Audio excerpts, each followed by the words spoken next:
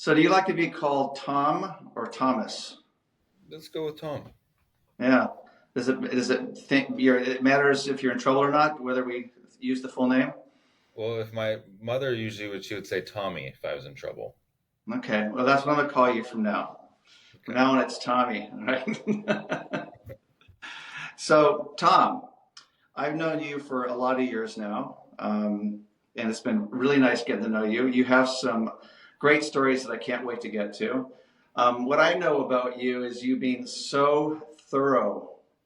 And I love the fact that not only do you do real estate law, you also are an estate planning attorney as well. Now, would that be litigation or the planning side of it? I don't do any contested matters. It's too stressful for me. So just transactions. I don't blame you. I don't blame you. But it's great because I'm sure it's very rare that there's any portfolio or any client that comes in that there's almost always going to be real estate as part of it. Yeah, I mean, even if it's a modest estate plan, the primary asset is a house, or if there's a probate, the primary asset is a house, and usually or hopefully there's more to it than that. And Hmm. sometimes very large real estate portfolios. So I do acquisition, disposition, financing, leasing, property tax planning on the real estate side, and then estate planning, trust administration, probates, more sophisticated estate tax planning on the Hmm. estate planning side. But most everything I do is kind of a hybrid that involves both real estate, tax planning, and all that kind of fun stuff mixed together. So you're like I want to call you a triple threat, but that's only a double, the real estate and the estate planning. Is there anything else that we can call you the triple threat? Is anything at I all? also do tax exempt organizations, so nonprofit law, and oftentimes Ah, usually it's mixed in with real estate and estate planning too. So yeah, I guess it's three practice areas in total. I love it. I love it. And I know that when we were talking earlier, that you said you had some stories. Now, what I'm interested to hear though is that I know there's names that you can't say, but can we try to figure it out? Can I? No, I won't get I you in have a trouble. lot of really fun stories, but they involve celebrities. So we'll skip those, and I have some other stories that I'll share with you today. I love it. I love it. Okay, well, let's get started then. Tell me something. Tell me something. So, give me a story that whatever it is you think is a really interesting one. I'll give you one. It was, in law school, they don't train you for a lot of intense mental things. I went and I got an JD MBA, but I think in hindsight now that was kind of a mistake. Instead of an MBA, I should have got a master's in marriage and family therapy because I have people crying on the phone multiple times a week, and I'm not trained in that. But I all attorneys are counselors, but I feel like I'm doing a lot of therapy in my practice. So this is during COVID. I had a client I was representing. He was a borrower on a hard money loan, and I knew the lender from a long time ago, and it was referred from a multifamily broker to me. The guy appeared to maybe have had at that time, I wasn't sure, maybe drug and alcohol problems. We're sitting down in my office, we're going over the deal and the loan terms and signing papers and talking about the loan was on his fabulous home, big home up in Hmm. Hollywood Hills, and there was this apartment building involved. How did you come to acquire these assets? Well, I got them from my dad. Yeah, and we're going into that. And it's like, then I killed my dad. Oh my gosh. He just. What? Out of the blue, um, Uh-huh. shares that with me. Well, under the California professional code of ethics and all that fun stuff, I of course can't share that with anyone or talk about it. As far as that situation, I'm not allowed to tell the police or anything like that after the crime has occurred. But that Uh-huh. was a first, and I was sitting there thinking to myself, boy, I wasn't ready for that this morning. And can someone please pass me some scotch neat because this is a hard one to digest. So how does it work? I mean, obviously you're not supposed to tell anybody because of that attorney-client Attorney-client privilege. privilege, confidentiality. Yeah. Yeah, So do you continue to work with him? I mean, I would have been sweating every time I talked to him. I'd be nervous. yeah, it's pretty nerve wracking. Yeah, you're right. But yeah, we did the deal and it closed and everything was fine. And it, didn't really have to do with the specific hard money loan. It was just kind of the backstory. But that was not what I knew I was getting into during when I was taking the bar. I didn't think I'd be doing stuff like that. Right, right. Did you go to the gun range? Just get a little training in? Maybe go take a couple of classes of Krav Maga? No, but I realize now, if I'm old and not doing well, I'm going to have third party caregivers, not my children, take care of me. Okay, that's very fun. All right, do you have any stories that don't include someone getting killed? Yeah, I'll share with you another one. So I had a deal referred to me. It was referred to me from a title rep. I think you may know him. So the client, since it's coming from a major title company, I Mm-hmm. made the assumption that this client was vetted and that there was a FinCEN background check and all that kind of stuff. The deal was a weird one. So I said I do commercial real estate transactions. This was a residential deal. It was a Mm-hmm. rehab center up in like Topanga, Malibu area. It was like a $7 million home and a business that was a high-end rehab. I'm on the phone with the broker who's representing both parties. Sounds like kind of a super simple deal, but the title rep said, well, the buyer is from an abstract state. And what that means, so Mm-hmm. in California, escrow companies handle escrows, and realtors like yourself handle the main documents, especially in residential transactions. And no Mm-hmm. attorney usually touches most real estate transactions, especially in the residential space. But in other states, the legal bar is, should we say, a little bit more um, aggressive than here. And a lot of Mm-hmm. states, a title company can't pull title. Only an attorney can pull title. That's called an abstract. And only attorneys can do escrow. And only licensed attorneys can draft the deeds and all that kind of stuff. So, Mm-hmm. yeah, he's from an abstract state, the buyer, and he's just more comfortable with an attorney escrow and he wants to save the money. So, are you okay with that? And I said, yeah, okay. I've done that in the past when there's been major celebrities or big names involved and they wanted to keep it very confidential. And sometimes, in a trust or probate setting, and maybe it makes sense if I know the parties, they're not adversarial. So yeah, I was okay because under California law, attorneys can actually serve as escrow. So I said, sure. Mm-hmm. Overnights me a check for the down payment. I don't remember what it was, 200 grand or whatever it was, 300 grand. Deposit it in my IOLTA, my attorney client trust account. And everything seems to be going smoothly. And then a couple days later, he cancels the transaction and he wants his money back. And I thought that was odd because when I got the purchase and sale agreement, it was already signed. There were no questions. Everything seemed honky dory. The realtor had a really good feeling about it. And I said, I just, for some reason, had a funny feeling.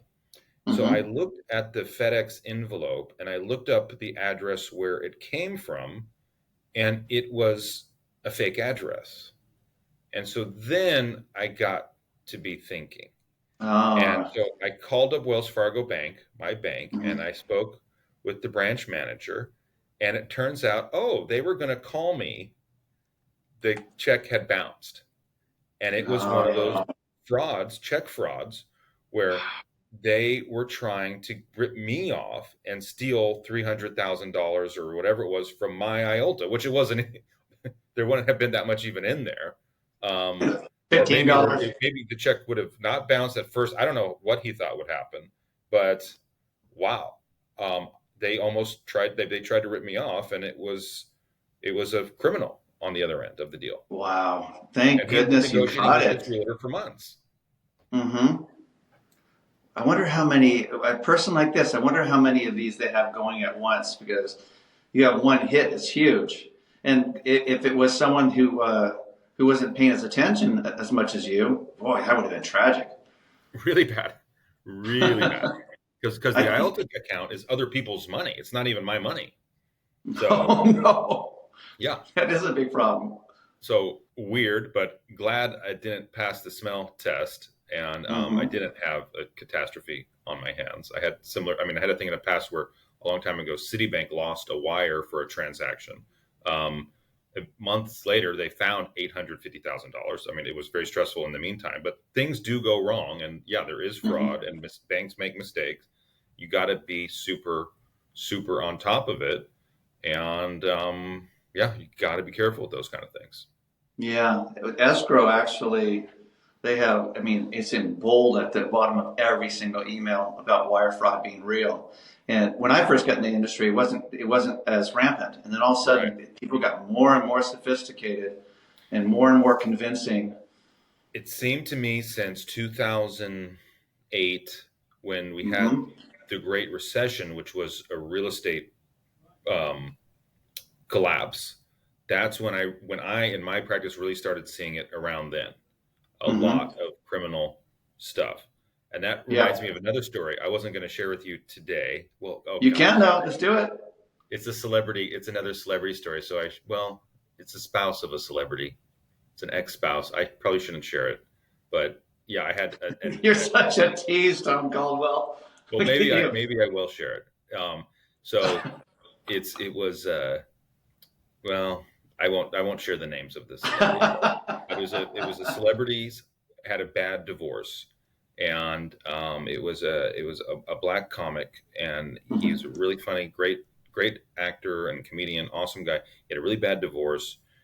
His Hmm. wife was the I found out later the leader of a criminal syndicate, where she somehow found my contact information, put it in the caption of the pleadings in the court as her attorney, and Hmm. then typed up court orders, forged the judge's signature, recorded these documents, removing loans on their commercial real estate, and then forging court orders from the divorce judge, putting all the real estate in her name.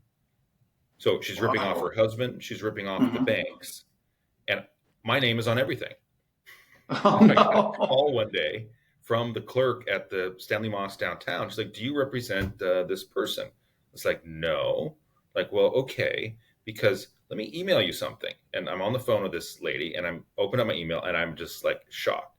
And then I get calls from a detective in Pasadena. Then I get calls from a law firm here in the Valley that does real estate litigation that I knew that was hired by the title company to represent the buyers of these properties that now had title problems because she had put these properties in Wyoming LLCs, where she not only did she remove the liens, they were her husband's property, she put them in her name, she removed Hmm. the loans, put them in LLCs, rented them out, was collecting the rent, and then sold the properties. So these buyers were like, these people are in our property, we want them out. So I had to be a Oh. witness, I had to do depositions. It Hmm. was a real pain in the butt, but she was a genius. Somewhere she must have worked as a paralegal or something to know how to draft all these things. Would you be able to get away with that these days? Or there, I I mean, you it know seems, I Some don't, I mean, people it make just things seems, look good. Yeah, you record a document that the clerk and down in Norwalk, they're not like fraud experts. So yeah, you hmm. absolutely can get away with stuff like that. Yeah, but they know what to look for. And now with AI and everything else, you can make everything look fantastic. Catch all those. Hmm. Weird. Well, so that was a huge one to unravel for you. Yeah, that was a mess. And then I'll share another story. This one isn't like a funny, cool story. It's kind of like just a different paradigm or a thought of how we see things here in LA. And we're always hearing about everyone wants to leave. I don't know if you saw the news over the weekend. In and Out's leaving California. And all these big companies over the last 30 years have left. Most big employers have left the state for obvious reasons. HR law is ridiculous, and the plaintiffs bar is ridiculous, and the Crazy. tax situation is ridiculous, and Hmm. everything's very anti-business, people that work. So yeah, there's not a trickle of people leaving California and companies and jobs leaving California. It's been an avalanche, and it's been for years, and it's really, really, we're suffering now because of it. And Hmm. so everyone's paradigm is, oh no, I don't want to have anything to do with California. I want to sell my California properties. I don't want to have California income. I want to leave California. I want to move away from here. I want to move my company away from here. And I get that phone call every week, every week. And a couple of years ago, I kind of think I had 26 clients leave California one year. That was 2 years ago. Oh my Um, God, that's and huge. I still hear it all the time. It's like California has really bad juju.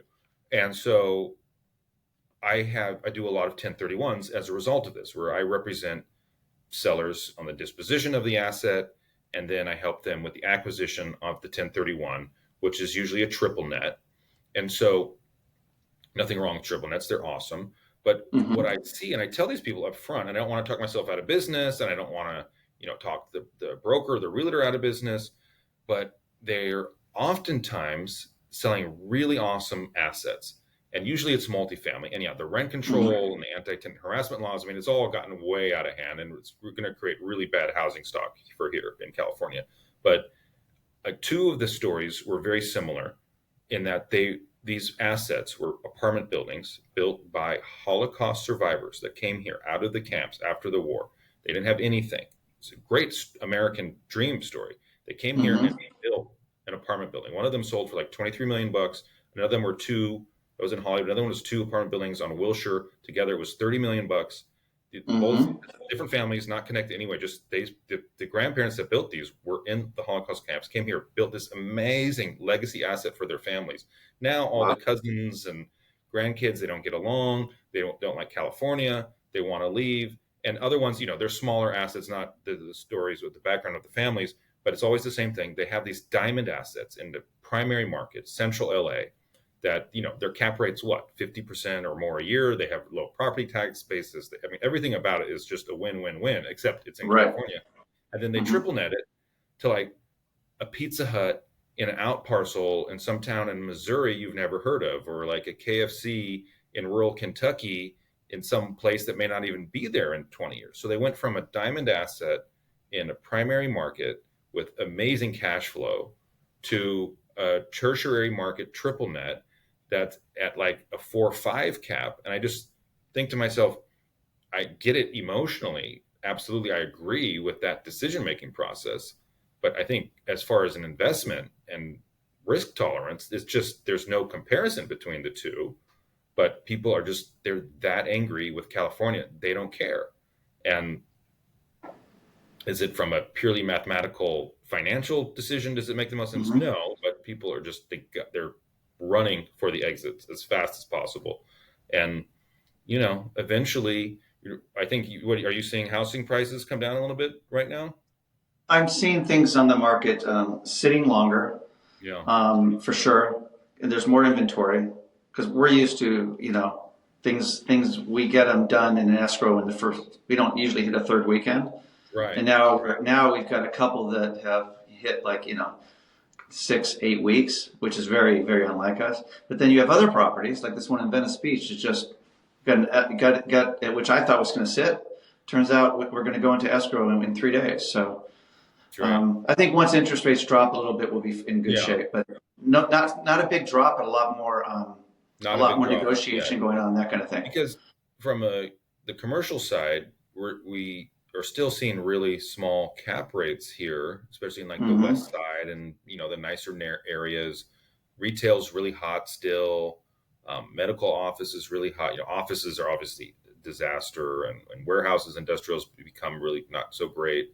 But cap rates, we haven't really seen them compress, and so things are still too expensive here. But maybe as a result of all this, people leaving, people selling, things sitting, prices will come down, and then cap rate that maybe that allow cap rates to come up to a more healthy level here, and that would be Hmm. good for the economy overall in a balance. But yeah, we'll see what happens. Hopefully, the government here will be able to wisen up and change their policies so that we don't have such an exodus anymore. Oh, I totally agree. And in residential, I've seen I have multiple people that have friends. A lot of them in the entertainment industry said, "Enough. I don't want to do this anymore." And I would go visit one of my buddies over in Nashville, and I say, "So, what do you think?" And he goes, "I love it here, love it." And I said, I was and visiting was I was that? visiting one of my best buddies from high school. He was from Canada. Actually, his dad was the consul general for Canada in high school. He here in LA, but he moved from Toronto to Nashville because it was way cheaper than Toronto. Toronto also overpriced place, and I took a distillery tour of for some bourbon, and everyone on the tour, everyone working at the distillery, everyone in the bar was all from LA. I was like, Hmm. Nashville is now an LA suburb. It's hilarious. And But now there, In-N-Out's going it's there. happening a lot. It seems like a lot of people are talking about Tennessee. Of course, I'm hearing, Texas a lot. I'm hearing it's really interesting, and I'm hoping that we can pull it together so that people want to start staying again, And coming back, because people moving here because it is an awesome place. But yeah, homelessness, taxes, the employment laws. I mean, it's just there's a lot of headwinds, unfortunately. right, right. Insurance, Oh my gosh, the insurability that has become a big contingency within the residential deals. but it's worse in Florida. A lot of people don't have insurance there anymore. It's worse in Texas, so we don't have it as bad as some places. We're Hmm. places where a lot of people are going. Right, right. And it was interesting. I was in. I mean, I really enjoy living here because we've got our kids here and we've got the community and good business and that kind of Beautiful thing. place. But I went to visit my mom and my siblings up in Spokane, Washington, and I'm looking at this house up on a cliffside overlooking just a river, a beautiful river, and tons of trees and forest. And I say, let's drive up there, Mom. We drive up there, and we see a house for sale up there. And so I look it up, and it has a tennis court, a pool. It's got the same view as the one we were looking at below. And I'm thinking, gosh, the land alone has got to be worth like a million, million and a half. I'm just guessing because it's prime. Turns out this house, it's like 7,000 square foot house going for 1.275. Yeah, And I went, this is nuts. If I could make a good living, if I could make the living I do here and then go up there, I'd live like a king. yeah. 1.275 will get you a middle class home in Winnetka here, but up there gets you a palatial estate, and there, It's nuts. Houston is Yeah. probably even cheaper than that, and yeah, it's crazy. It's Yeah. interesting that in this country the price difference in homes in different areas really is pretty surprising. But we got the best Absolutely. weather. It gets pretty cold in Spokane in the winter, and that's an asset because I like to go skiing around there. But here I live in the San Fernando Valley, and I get to go swimming in from March to October, and it's 8 o'clock on a Friday night. The kids are still in the pool. If we lived in Santa Monica, 6 o'clock, it gets pretty chilly, and kids got to get out of the Mhm. pool. So there's some advantages. Yeah. I like the valley too because you can really, within 30 to 45 minutes, you can be yeah, in the mountains. You can be at the beach. You can be in the desert. You can be Yeah, at a huge theme park. It's just the endless amount of things that you can do, and that's one of the things I like so much about it. But even my kids are looking at, and I said, "What are you guys thinking?" They said, "We're out of here." And I'm going, "What?"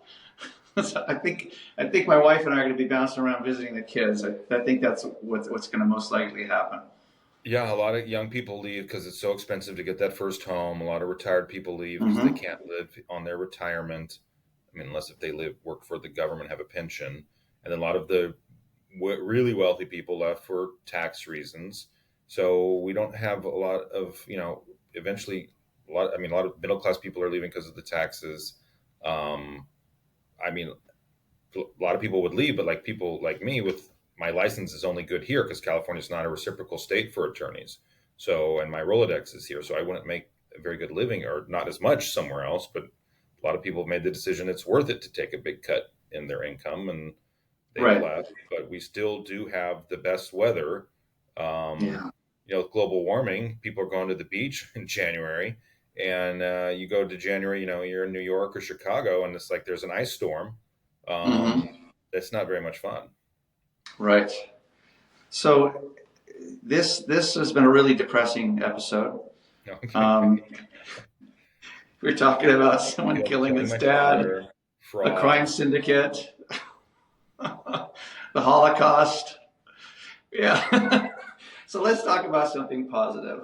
The truth is though is I like any conversation that's really interesting, and you're always when we went out to lunch with those two other guys. I won't mention names because they suck. No, but I just always enjoy hanging with you, and I know I'm always going to get a good story.